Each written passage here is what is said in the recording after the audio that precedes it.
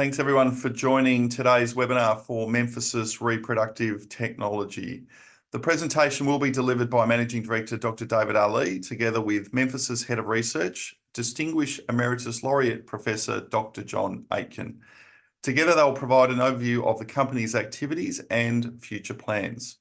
During the presentation, we will pause to answer any questions related to that topic. So at the end of Felix, we'll be stopping to answer Felix-related questions, and similarly for AI Port and Rockstar.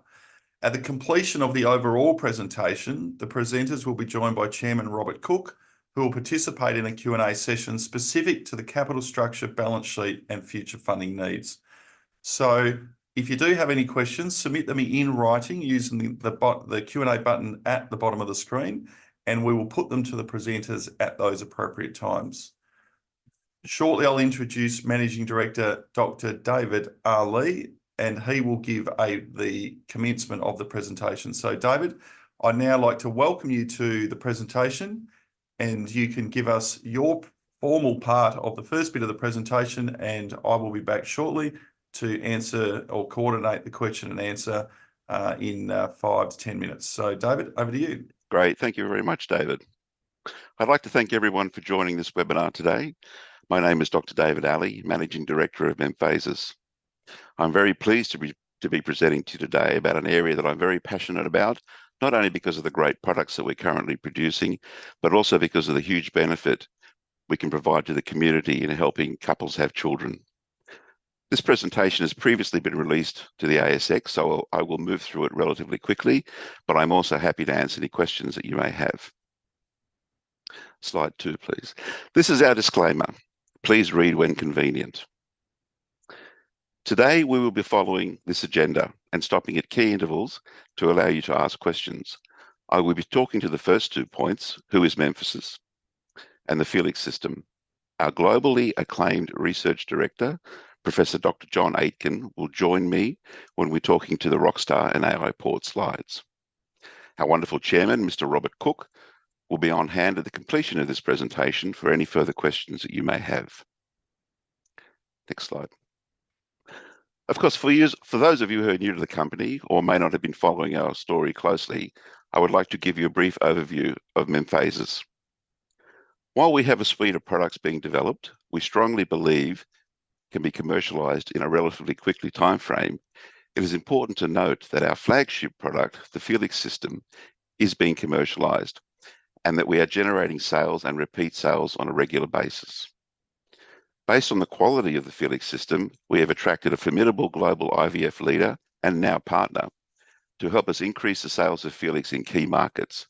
And that partner is also working closely with us to assist in securing regulatory approvals for additional markets, currently Australia as well. Next slide, please. We are lucky to have as our scientific director one of the world's leading experts in reproductive biology, Emeritus Professor John Aitken. John leads the development of MEM's pipeline products through R&D and proof of concept. Our commercial and research goals at this company are to identify areas of unmet need, thus being rest assured of a commercial pathway and a definite market. Very important points. John, of course, is our unmet need problem solver. John is an exceptionally well-connected key opinion leader at a global level.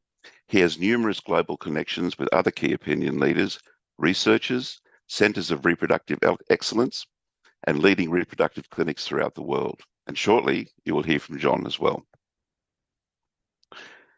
In addition to John, we have a very high-credentialed board and key management team, who combined have in excess of a century of strong experience in commercial delivery and the advancement of research and development products.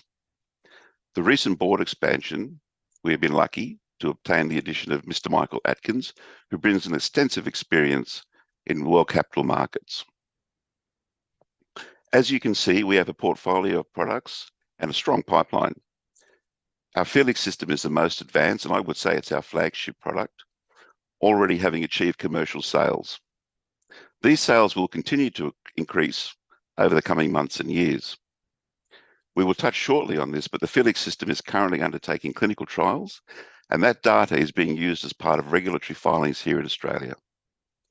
Under John's scientific direction, the Rockstar and AI port systems are also rapidly being developed and advancing towards commercialization. We're also now exploring and advancing proof of concept and prototype media to extend transport of essential cells and cryopreservation. It should be noted that importantly, these Memphasys technologies are significant not in their own right, but are synergistic in application. Thus, we have a clear development and commercialization pathway, not only for each product, but also the ability to combine them for multiple industry applications. And you need to know that this makes their value, commercial appeal, and marketability very high. Now, let us look more specifically at our most advanced product, the Felix system, which is already generating commercial sales. When speaking to the Felix system and sperm separation, I think we need to first address what the issue is. We now know that global fertility is decreasing and that males account for approximately 50% of the fertility issues, and that sperm dysfunction is the most common cause of male fertility. It's interesting, and of course, I think in our favour, that in the past 40 years, that little or no progress has been made in sperm processing technology, which provides us with an unmet need and an area to market in. Sperm counts have been decreasing, and DNA damage and oxidative stress are major contributors to this infertility. And this beckons that solutions to identify and reduce DNA damage and the effect of oxidative stress are desperately needed. This is where the Felix system comes in. All in all, it's an easy-to-use and efficient system that uses electrophoresis to select sperm with both low DNA damage and reduced oxidative stress. The Felix system itself consists of a console, which would sit within an IVF centre, and of course disposable cartridges, as you can see in the picture attached. These cartridges are single-use, and revenue is generated from the ongoing use and replacement of these cartridges. Briefly, our business model is akin to that of printers, where you buy a printer cheaply, but then need to constantly purchase new ink cartridges. Thus, revenue is generated on each cartridge that is used. Our current experience has demonstrated that once the system is placed in an IVF centre, we have seen cartridge consumption increase and the use of the Felix system grow, which is exciting for us. So why is the system so compelling? The Felix system is fast, easy to use, and clearly selecting sperm with reduced DNA damage. I want you to know that we listen and heed industry advice, and our industry partners have indicated that processing speed is a major driver in current IVF operations around the world, and that makes the Felix well positioned against the current processes, and in fact makes it a must-have in the IVF laboratories. The key opinion globalies who have used the system have published many papers to confirm this, and importantly, also highlighting how the Felix system is producing results superior to that of the current conventional methods of sperm selection. Across both Japan and India, we are already receiving numerous reports of babies who have been born using the Felix system. The Felix system has allowed parents to have children who have had multiple IVF failures and who would have otherwise had to resort to testicular biopsy. It is also showing that it is yielding the best embryos for development. What is clear is that we have developed a world-class system for selecting sperm and that the market opportunity is indeed massive. Initially, we were focusing our efforts on rolling out the Felix system to early access and low regulatory markets, such as Japan, Canada, and New Zealand. These markets are growing steadily. While some of you may have hoped that these sales would increase quickly, it is important to note that we have taken a considered approach while rolling out the Felix system. And to be honest, this is a standard medical industry practice. The reason being that by nature, clinicians, IVF centres are conservative, and given the work that they do, which is highly important and has been occurring the same way for many years, 40 years in fact, that they don't like to make sudden changes to their practices and procedures. And unfortunately, this is a standard medical industry dogma, which not only goes across the device industry, but also in pharmaceuticals, which I have seen multiple times. It is important to share with you that products must be legitimized and that end-user certitude must be built. And we must be considered and patient while we wait to build customer trust and a solid customer base. And only then can we be confident that uptake and sales will increase. We already have a strong distribution partner for these markets, Vitrolife, who you've heard of, and will continue to increase sales. We have already achieved a great deal in these early access markets, all of which has put us in good stead when we look to access more regulated markets, such as Australia, USA, China, India, and the European Union. Slide 15, please. As you can see, the commercialization model for Felix has many steps. To change 40 years of established clinical practice, we need to be measured and patient to gain clinician industry trust. And these are two very important factors when marketing a new product. We have examined the clinical landscape in detail, and we know where the go, no-go situations are. And we have taken these into account. In Japan, we have successfully achieved each of the steps, and we are now in commercial sales. Importantly, with Vitrolife, we have accomplished these steps in Japan, and we will be able to replicate them in Canada and New Zealand and any other market that we enter. I should mention, and I had mentioned previously, that our distribution agreement with Vitrolife in Japan. I should provide some context to you as to who Vitrolife are and why they are the perfect synergistic partner for Memphasys.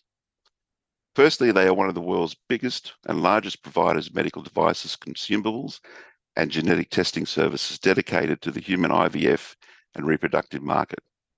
In Japan, they have a direct commercial engagement with about 90% of all IVF clinics in that market, which is huge. Hence, they are the perfect partner to grow our commercial operations in Japan. They have a deep understanding of the market, clinical needs, proven relationships, and a deep desire to innovate in the human IVF area. Moreover, you should note that they only sell premium, high-value products in their product range. So they are a premium company. Due to their leading status and desire for the best products in IVF centers actually trust them. Vitrolife have been invaluable in assisting us with the commercial rollout of Felix in Japan and will be key to our future success. Vitrolife and Memphasys are working together, and importantly, to build a clinical data set which will allow us to access clinics in the Japanese insurance system. This would see the Felix system then expand to a further 80% of the total Japanese market once we have these data sets. Vitrolife and Memphasys now have an expanded distribution agreement to commence sales of the Felix system in Canada and New Zealand. And Vitrolife will indeed use the same sales and commercialization strategy as previously used in Japan to establish the customer base first and build trust and confidence. First sales in these markets, we predict at this stage, are to be in Q3 financial year 2024. And we are also looking at other markets to accept as soon as we possibly can and identify as many as we can. And in fact, we have identified another low regulatory market, which may be able to be entered soon. This slide outlines the regulatory path associated with accessing the more highly regulated markets. The clinical trial required for TGA submission is advancing, and albeit previously not at a pace that we would have liked, we have now implemented contingency strategies that we believe will expedite this study. And this has been a major goal for us to achieve. Felix does work, and we have a significant number of independent studies published in peer-reviewed journals to support this fact and highlight its benefits versus that of traditional sperm separation techniques. Indeed, we have just released one of these studies in a recent ASX announcement, if you care to look at it. This slide shows the timelines for the development of the Felix system from a regulatory perspective. Note, the registration study is already significantly advanced in Australia.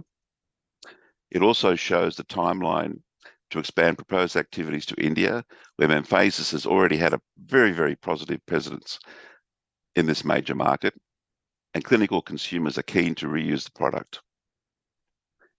It also shows the proposed expansion into other significant global markets, which is very important as well. However, these high regulatory markets will indeed take a little bit more work.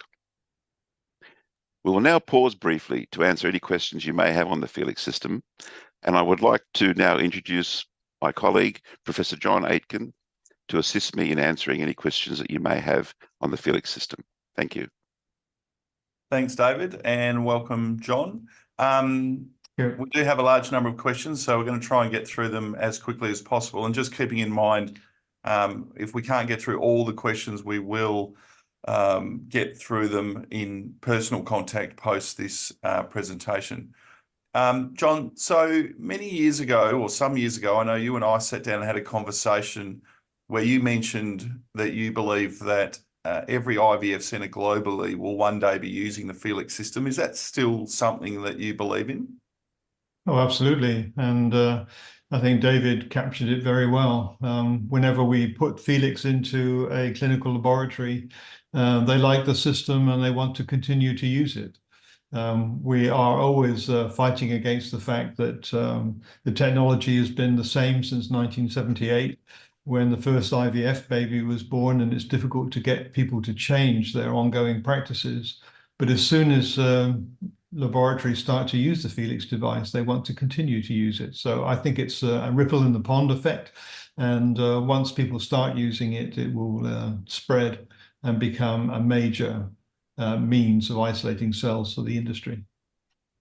And as you just touched on, it is probably taking longer than you'd hoped, but are you pleased to be seeing the growing commercial sales starting to roll out, particularly with VitroLife in Japan?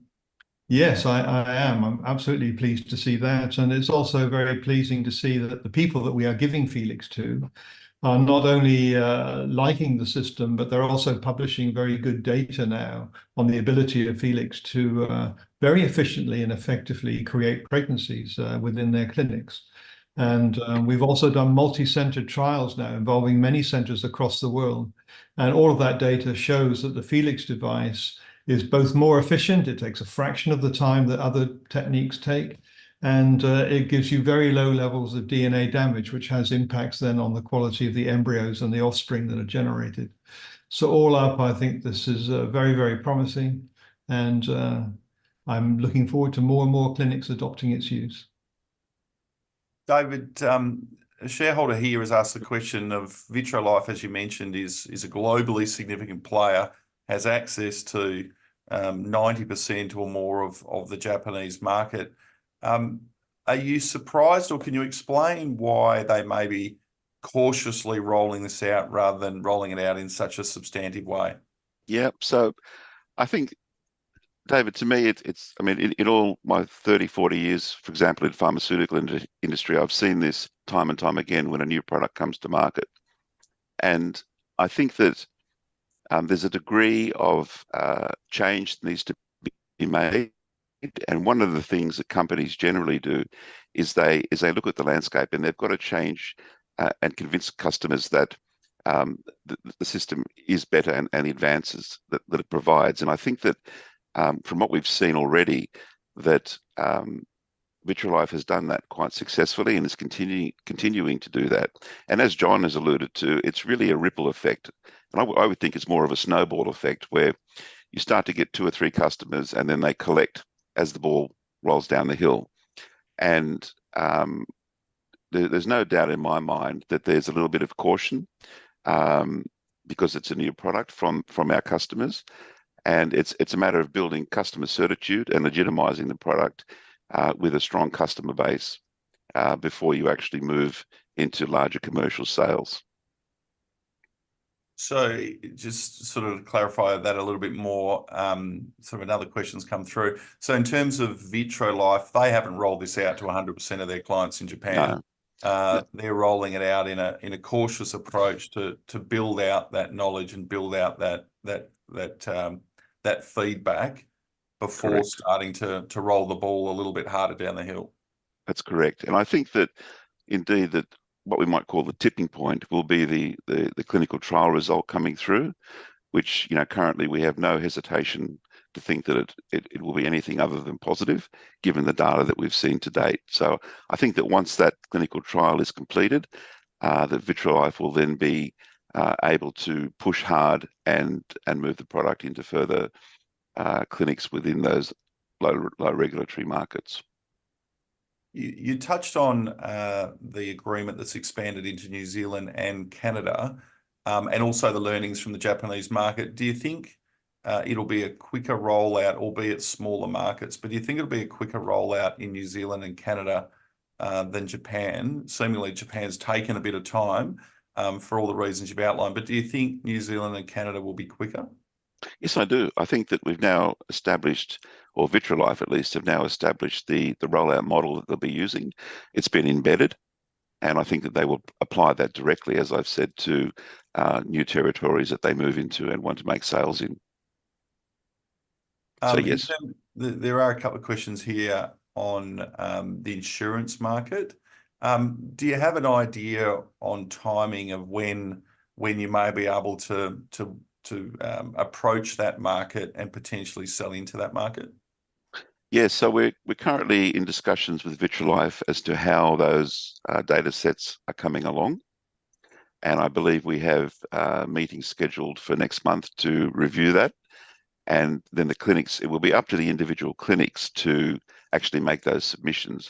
Neither ourselves or Vitrolife have direct control over that process. So the clinics will definitely be the instigator of those agreements.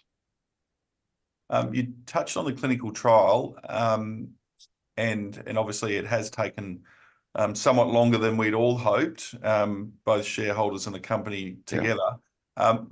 What are the efforts you're making to increase throughput into that clinical trial, and when do you think it may yield results? Okay, so we've put a considerable amount of work into this, David, and it's been a major goal for us as a company to try and expedite this study.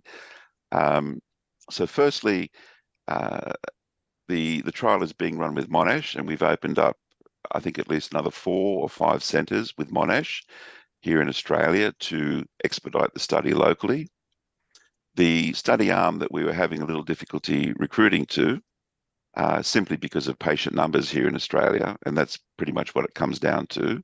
Australia is not necessarily the most ideal place to run a study at times. We've actually gone offshore, and we're focusing in a different territory where we have access to clinics that specifically run that trial arm as their standard of practice. So we hope then that we will be able to get those numbers fairly quickly, and fingers crossed we will be completed by the end of this year. There's a question here in relation to the Chinese market. Is there an expected timeline for access of Felix sales into that market? I think that's a very good question. I know it's probably one of the world's largest markets, and there's definitely a mandate in China to increase the population, so it would be extremely lucrative.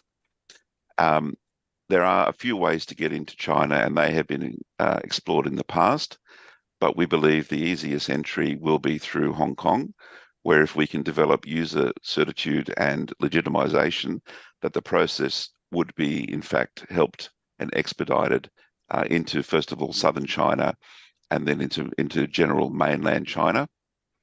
So Hong Kong would be the first point of entry. And finally, you should mention that because it's actually a low regulatory market that we've now identified. And certainly we're taking steps to try and obtain that market as quickly as we can. And hopefully we will be able to do that with Vitrolife with the appropriate agreements in place. And the time frame could be, I would hope that happens during the course of this year or before the end of this year. We only have time for one more question, and this is a put you on the spot question, so I apologise. Is the company considering any equity type partnership with Vitrolife to support the balance sheet and the rollout sort of further of the Felix device? Look, I think that could be answered with some assurity when the clinical trial is complete and they can see the data. Clearly, it would be a risk management process for them to throw equity into something that is currently being trialled without knowing what the complete data is, despite the fact that we have a number of publications in peer-reviewed journals that indicate a positive outcome. So I think that, yes, we hope that they would consider equity. but we're also considering a mixture of funding from where we can get it, which may be equity or grant funding or any other possible other industry funding that we can get, and that includes industry other than Vitrolife if we can obtain it. All right, thanks, David. I'm now going to move through to the next part of the presentation, so we'll drop you off for a second and bring you on shortly. The stage is now yours, John, and I would like to now formally welcome Professor John Aitken, who will talk to the other applications being developed by Memphasys, most notably Rockstar and AI Port. So, John, over to you. Well, thank you very much indeed, David. It's a great pleasure to address this webinar. And the first project I want to talk about is Rockstar. So the next slide, please. So many of you would have heard about oxidative stress. What is it? Well, every second of every hour of every day, your cells generate toxic oxygen metabolites as a consequence of their respiration. But that's okay, because the body also produces antioxidants to neutralize those toxic metabolites. The state of oxidative stress arises when the generation of these toxins outweighs the antioxidant protection. The antioxidants are then used up, and the free radicals have an opportunity to attack cells in any biological system. And that's a state of oxidative stress. It underpins many, many different pathologies, everything from diabetes to Alzheimer's, from infertility to Parkinson's disease. They all have an origin in oxidative stress. And indeed, this is such a powerful contributor to human pathology that a massive industry has grown up around antioxidants. Currently, the sales of antioxidants exceed $4 billion a year, and they are scheduled to increase to $7.2 billion by 2031. Clinicians and supermarkets alike are shelling out antioxidants in the belief that it might do you some good and can't do you any harm kind of philosophy. But actually, that's wrong. If you give antioxidants to patients who don't need them, they go into a state of reductive stress, which can be just as harmful as the oxidative equivalent. Go to the next slide, please. So oxidative and stress and reductive stress are both extremely harmful. And what we need to achieve in clinical medicine is basically a balance so that you're in equilibrium. You're neither oxidatively nor reductively stressed.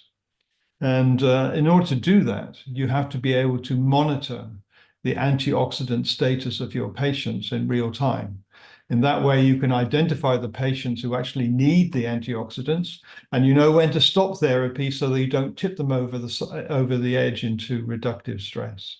I liken it to giving insulin to everybody who comes into hospital in a coma. Some patients will get miraculously better, but there were many who weren't insulin deficient in the first place, for whom that treatment would be probably lethal.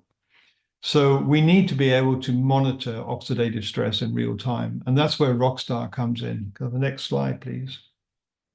So what Rockstar is a simple, very rapid system for generating information on the antioxidant status of actually any biological fluid.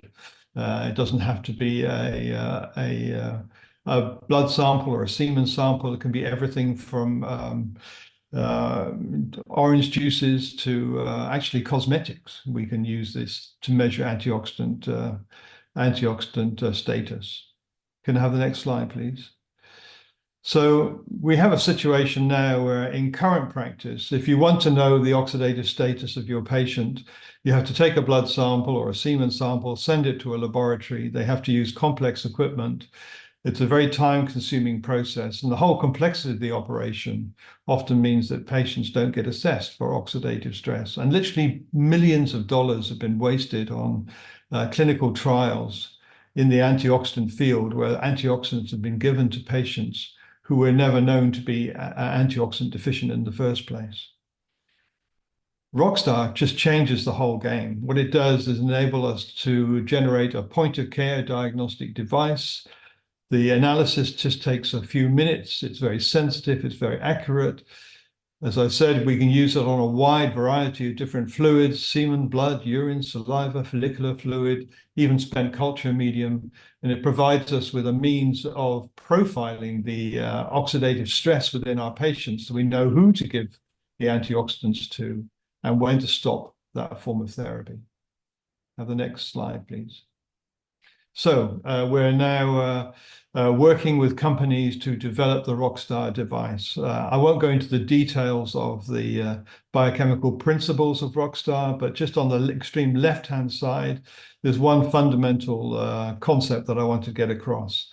So the way that most antioxidant assays work is it's on the basis of a compound called ABTS, and when you oxidize that compound, it turns this sort of deep blue-green color.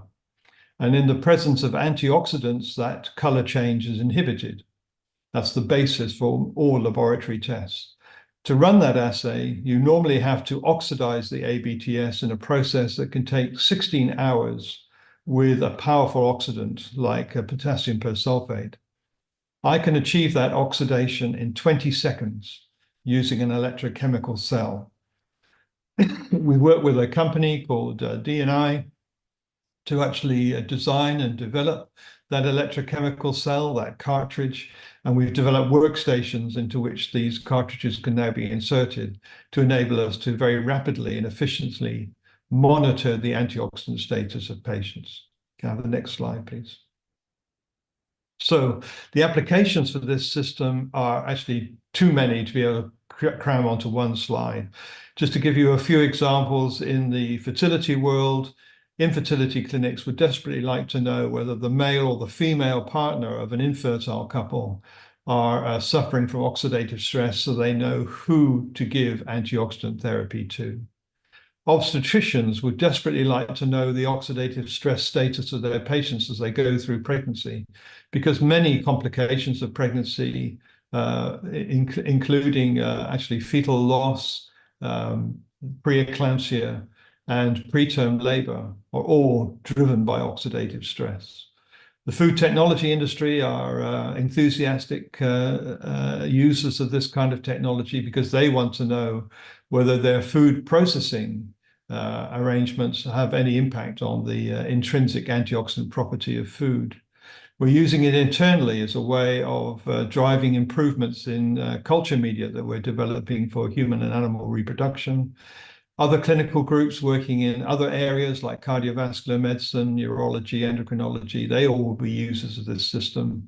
And in the end, we would like to see this system used not just at the point of care of the consumer, but actually by the consumer. There's a movement afoot now called the democratization of diagnostics, where people take charge of their own diagnostics. Something we learned during COVID is that people are very capable of running their own diagnostic tests. And with this device, you could run your own test of your antioxidant status and treat yourself with antioxidants to bring you back into equilibrium. And as I've already said, there are other applications in the animal health industry, in the cosmetics industry, and another one which is not on this list is sports and exercise science. They will also be enthusiastic users of this system. The next slide, please. So where are we now? Well, we've developed the proof of concept in our team at the University of Newcastle. We've lodged a provisional patent on our technology. We are currently providing the IP lawyers with additional information so we can file for full PCT. We have 3 proof of concept publications written and ready to go, just waiting for the green light from the patent lawyers. We are working with the design house to develop the prototype cartridge and then ultimately the console into which the cartridge will be inserted. We're engaging with a lot of KOLs in order to determine how this system will operate in different constituencies. For example, sports and exercise science or food technology outside of our normal reproductive health area, and fashioning advisory boards that will help us to refine the development of Rockstar so that it is customized for particular uses within specific industries. The next slide, please. So our pathway to commercialization is very clear to us. We know exactly what we have to do in order to commercialize our products. For some, like the food industry, the hurdles that we have to jump for commercialization are minimal. And for others, even though there are regulatory approvals needed, this is a Class 1 diagnostic device, and those approvals should not be onerous. So I think we should see a rapid progress into commercialization. Have the next slide, please. This is our timeline, 3 basic phases. We're in phase 1 now, where we are developing this disposable cartridge and engaging with KOLs. And by the end of the year, we hope to be able to make some sales of the preliminary cartridge prototype we've developed for work with our KOLs, largely in the reproductive industry, the animal breeding industry, and food technology. And in phase 2, we developed the full device, which is not just the cartridge, but the console into which the cartridge will be inserted. And again, by the end of phase 2, we hope to be making some sales of the full device with our KOL partners. And then phase 3 is basically the verification and validation stage, which culminates in full commercialization by mid-2026. Next slide, please. So, hand on heart, I think this technology is a paradigm shift for the industry that will find application in a large number of different disciplines, from food to fertility. And I'd be very happy to answer any questions you may have about the development of this system. Thanks, John, and welcoming back David. So we'll take a short pause now to ask and answer any questions that you may have. So please submit them using the Q&A button at the bottom of the screen. We do have a couple of questions that have already come through. John, looking at the technology, looking at the market size, everything you've just talked about, you've been through a lot of development of products and technologies. How big is the opportunity here for Memphasys with Rockstar? Well, I think the opportunities are enormous because with Felix, we're playing into one industry, which is essentially the IVF industry. With Rockstar, we are playing into a wide range of different industries, and some of these have very low hurdles when it comes to commercialization. So I can see revenue generation from a very early stage in the development of this technology. There's no rival for this technology. There is no other system that will provide the rapid point-of-care analysis that we can do.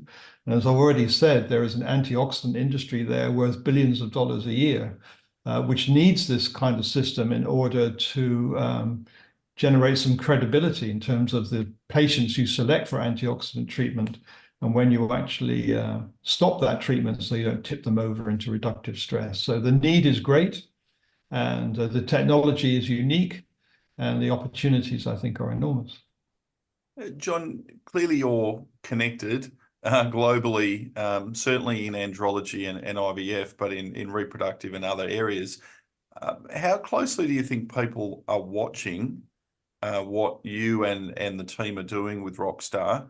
And when do you think the moment arrives when they come and tap sort of the business on the shoulder to say, hey, we're ready to work with you further, whether that's commercially or at a partnership level or in some other level? How, people watch what you do, clearly. What sort of time frame do you think is there, and how closely do you think you're being watched? Well, first of all, again, the need is great. There's a lot of antioxidants being shelled out to infertile patients on an indiscriminate basis. So we're just giving everybody antioxidants. And as I've already said, some people are getting better, some people are getting worse, and any therapeutic benefit just gets lost in the noise. So you need such a system. People have tried in the past to develop such systems, and essentially they have failed. This is a unique technology which I have every faith in will deliver on that actual need. And in terms of when will we see an uptake of this technology? Well, I think the key thing will be publication. I've already told you we have 3 publications all ready to go that describe both the nature of the technology and its applications, particularly in the reproductive field, but also we've done some analyses in food technology, fruit juices, and actually looked at some cosmetics as well. As soon as those published papers are released, I think we will have a lot of interest from the field. And we're just waiting for the lawyers to tell us that the IP position is secure before we go public with what we have done.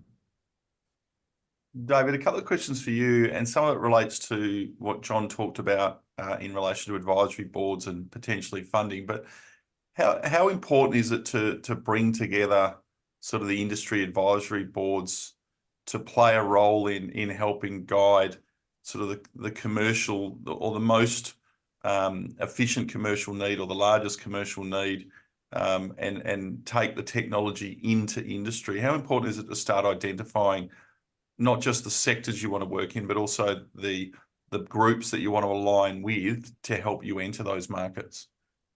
David, it's a great question, and I think it's critical, and it's something that the medical industry uses on a routine basis, and the collaborations you get through advisory boards in terms of shaping the product for a particular industry, the clinical landscape issues that need to be transgressed, but more importantly, the relationships you build through those advisory boards to potentially get funding. And funding is very important to continue the development, and also through those advisory boards actually shaping the products to what the end consumer actually needs and wants to use. And I think that all of that is extremely vital and essential to this overall process, and something that I think that we will definitely be doing as Rockstar, given the enormity of the opportunity, as well as the breadth and depth of its application across multiple industries. Now, as I said, there are a couple of funding questions here, but I may hold those for Robert later in the presentation, because I think those questions will come up a few times. There is a good question that's just come through, and I'll throw it to you first, John, and David, you might want to add in, but when it comes to protecting the human IP, not just yourself, John, but the team you've assembled who are really undertaking this work and driving this technology forward, what's Memphasys doing to protect that human IP? Obviously, there's patents and other things, but how is the human IP being protected and encouraged? John, maybe firstly to you, and then David. Yeah, well, the way you protect IP is through patent applications. We've already filed a provisional patent, and that gives us a priority date and protects our intellectual discovery. And currently, we are filing for full PCT. Once that has been delivered, then we are, from a legal perspective, we are then protected. Our IP is protected. The patent itself is not limited to reproduction or even human application. The patent is for the use of this technology to measure in a rapid and efficient way antioxidant activity in a wide variety of different contexts. So it's not human specific, it's just the core technology is what we are protecting. And yeah, so it's irrespective of the areas in which it's being applied. I would agree with that, John. I think to add to that, I've just recently heard that the time to get our patents may be a little bit shorter than what we predict. So I think that's even better news. Okay, that's good. And the other thing that we are doing, of course, is we've been in this business a long time, and we know not to release information publicly, either in the form of presentations or publications, until that patent position is secure. So that's another way that we are protecting our intellectual property rights, is by just being conservative about when we release information to the public. Exactly. Thanks, gents. Conscious of time and wanting to move through the next elements of the presentation. So, John, I may ask you now to move through into AI Port. As I said, if there are any other questions that are outstanding, we can get to them either at the end of the presentation or, if needed, take them offline and deal with them directly. But John, over to you. Great. Well, I look forward to talking about AI Port. Can I have the first slide? Well, the next slide, please. Okay, so my group in Newcastle is basically a reproductive science group. We're one of the largest reproductive science groups in the world. And one of the things that we are very interested in is improving the efficiency of animal production. Now, we've turned to cattle because I think just in terms of commercialization, they are one of the most promising industries to work with. And the processes that are currently used in cattle breeding have their roots in the 1940s. And essentially what we do is we collect semen from a prize bull. That semen is then cryopreserved. It's frozen in liquid nitrogen and preserved at minus 196 degrees centigrade. And then at an appropriate time, the semen is thawed out and inseminated into cows, and pregnancies do definitely ensue. It's a technology that works. The problem with the technology is about half of your sperm cells die during the cryopreservation process. So we wanted to bring this whole concept up to date and develop an alternative way to breeding cattle where you don't get those massive losses of fertilizing potential because of cryostorage. Next slide, please. So with our methodology, what we do is we still collect the semen in the normal way, but now what we do is to separate the sperm cells, all the sperm cells from the seminal plasma, and then suspend those sperm cells in a special medium, which will keep them alive. It says here for days, but actually for weeks. We've kept sperm cells alive for three weeks in this medium. At ambient temperature, no cryostorage involved, so none of the cryo damage that you see as a result of freezing cells occurs. The cells are very vigorously motile, very low levels of cell death, and ready for insemination. So currently, next slide, please. We are running preliminary clinical trials in which we are comparing the pregnancy rates you get with frozen semen against samples from the same bulls but processed through the AI port system, where the cells are not cryostored, but actually preserved at ambient temperature. And we will complete those trials by the end of this year, and that will tell us whether or not the preservation of motility is commensurate with high levels of fertility when those cells are inseminated into cows. Next slide, please. So, I think we have three different technologies we've discussed in this particular presentation. We've got the Felix device, the Rockstar device, and the AI port device. And in this sort of Venn diagram, we emphasize that there is crossover between all of these products. They definitely are related to one another. And in terms of animal breeding, I could certainly imagine how we could develop a modification of the Felix device that would enable us to isolate cells from commercially important species, cattle, sheep, horses. We can isolate sperm cells with very low levels of DNA damage into the AI port medium, so we can keep those cells alive for weeks on end and ready for insemination, and with very low levels of DNA damage. And with the Rockstar device, we'll be able to know that those cells are in an optimal state. Neither the bull that's donating the semen nor the cow that's receiving the semen are in a state of oxidative or reductive stress. They are perfectly balanced in terms of their redox status. So all of these things, I think, integrate very nicely together as a suite of products that will have meaning in many different industries, but in particular in the animal breeding industry. And I think what I'd like to do now is to pass back to David, who will give us a specific user case that's been identified by leading participants in the livestock industry. David. Thank you very much, John. That was a wonderful presentation. As I previously said, we do listen to industry, and if we didn't, it would be akin to driving a car blindfolded.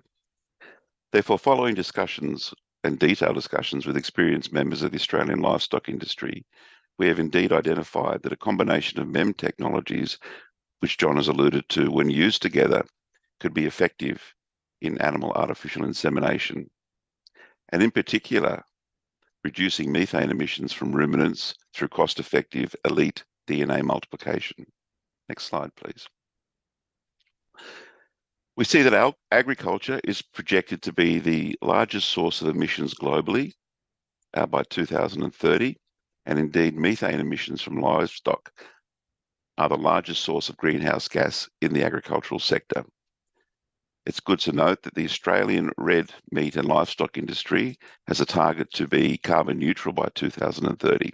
And this is in our favour, because this means that by 2030, the Australian beef, lamb and goat production aim to make no net release of greenhouse gas emissions into the atmosphere.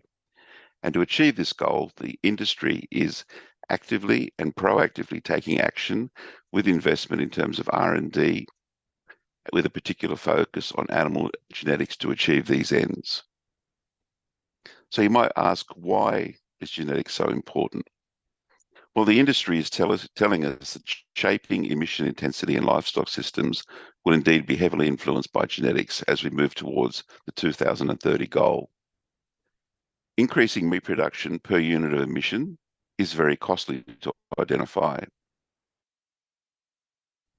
And we rely largely on a small subset of genetically elite animals in order to produce this meat-producing animals.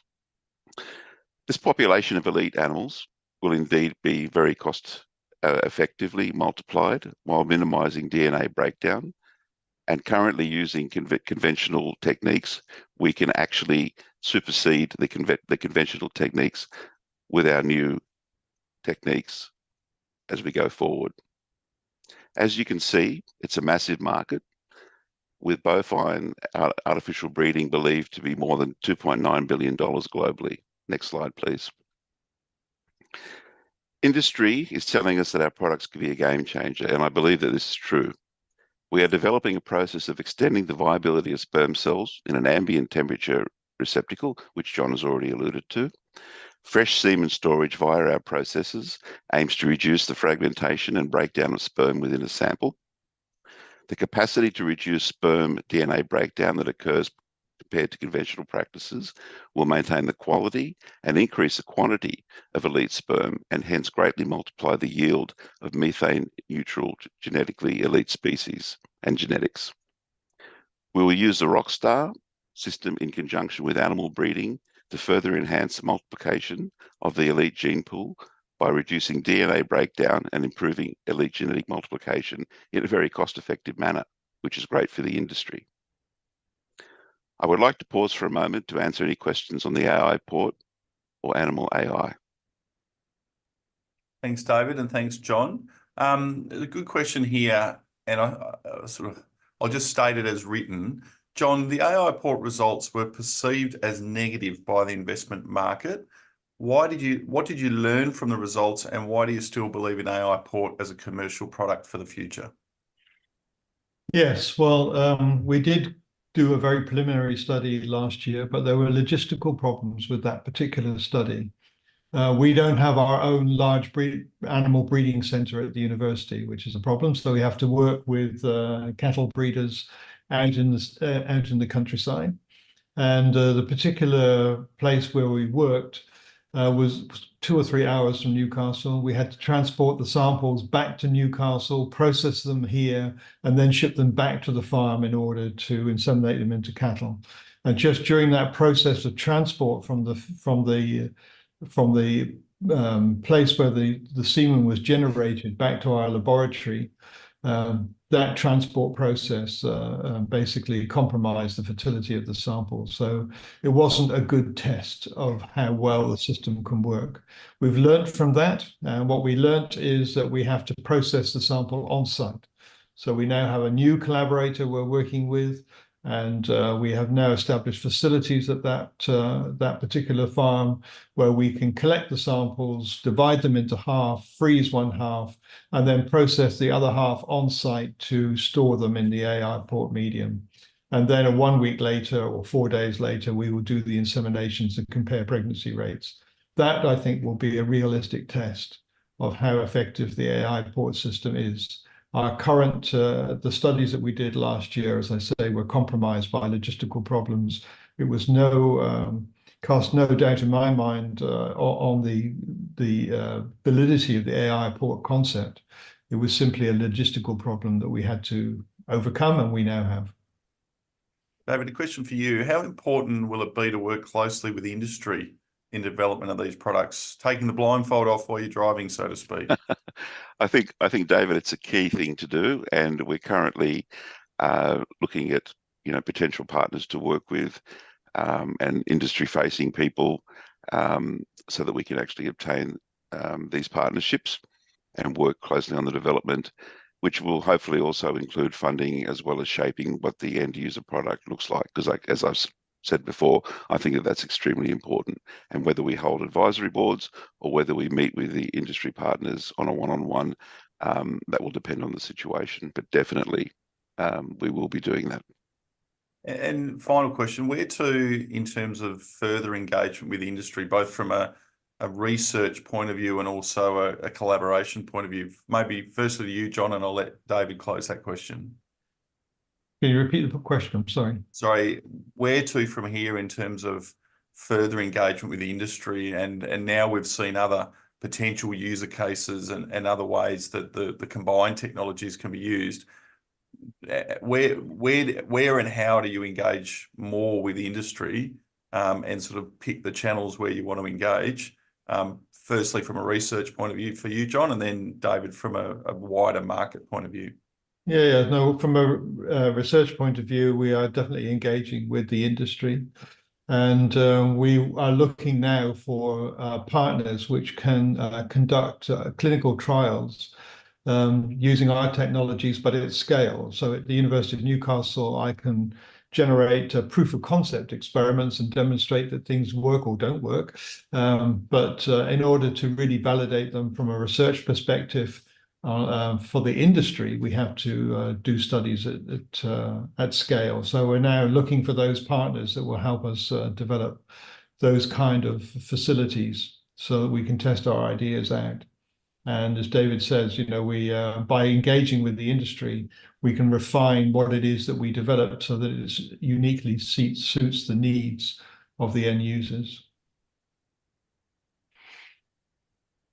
Yes, I'd agree with that, John. And I think that as we move forward with this project in toto, that we already have potentially identified some industries and partners that would potentially be interested in working with us. And we will definitely be engaging them going forward. Thanks both for that sort of snapshot from the commercial and technology and research point of view. I'd now like to ask David to sort of close the presentation, if you like, with the obligatory finance and corporate structure. And I will welcome Robert Cooke on shortly if there are any questions specific of him. So David, over to you. Thanks, David. As David said, I would like to now finish with a quick snapshot of the financial and corporate aspects of our business. We have a significant group of shareholders and major shareholders who have backed this company over many years, and we're very appreciative of that. And these people have participated in most of, if not all of our capital raising during this time. And these include former directors, Alison Cootes and Andrew Goodall. We also have a convertible note with Peters Investments, the investment vehicle, a prominent horse owner, Bob Peters. And this has been rolled over several times, and we continue to work closely with Bob and making sure that we keep him abreast of our corporate strategy. Next slide, please. As you can see and heard, we've brought in new talent to focus on our commercial outcomes, which is very, very important for this company at this point. We've opened up new markets and are generating sales in those markets. We know products that we're developing meet an unmet need, and certainly we make every effort to develop products that fit into these unmet need niches, because that's where the markets are and the sales are. We have a pipeline of products that have a very clear focus on commercial outcomes, because mainly they're in the areas of unmet needs. And these products are being developed with support and encouragement by industry participants who are very clear on the commercial opportunities with each of these products. Thank you. Thanks, David. As I said, I will welcome Robert Cooke, Chairman of Memphasys, onto the webinar in case anyone have any questions relating to capital structure or financing or anything of those nature. Robert? Yeah, thanks, David and and John. Great presentation and good update on the company. Look, in the interest of time, obviously, strong belief in what we're doing, and obviously then becomes the commercial reality about, backing the research, backing the development, getting into the right markets, partnering with the right partners, and that's obviously a focus at the moment. And we do believe that there's potential grants and there's potential. We're a long way down in talking to partnerships, which obviously changes where we get our money from. The other thing here is, and I think David's done a really good job, we have reset the dial in terms of what we're spending the money on, and I'll use a real life example. We didn't need a big, very, very large premises in Sydney, and we've gone to a new premises. There's only small things, but it's $250,000 of saving. All the staff and David have done that move personally, and so just an example of where we're looking at the costs, we're looking at where we're putting our time and energy. We're looking at what the priorities are and the opportunities to commercialize some of these things. So, we're still very confident about the future, but like a lot of companies in our size bracket, we continually need capital until we get that inflection point where the revenue ramps up. So I can see that revenue ramping up, but obviously we're exploring avenues to make sure there's sufficient capital for the immediate future. Thanks, Robert. You've probably hit those questions clear out of the park, because a number of those questions did relate to costs. They did relate to funding and funding sources and diversity of funding sources. So I can't see any other questions coming through. I might give it a second in case any jump in. If not, as you said, taking time into consideration and noting that the company wanted to give a very detailed update and a very detailed explanation of where the business is at, what it's working on, what its goals are, and what it hopes to achieve and is focused on achieving in the near to medium term.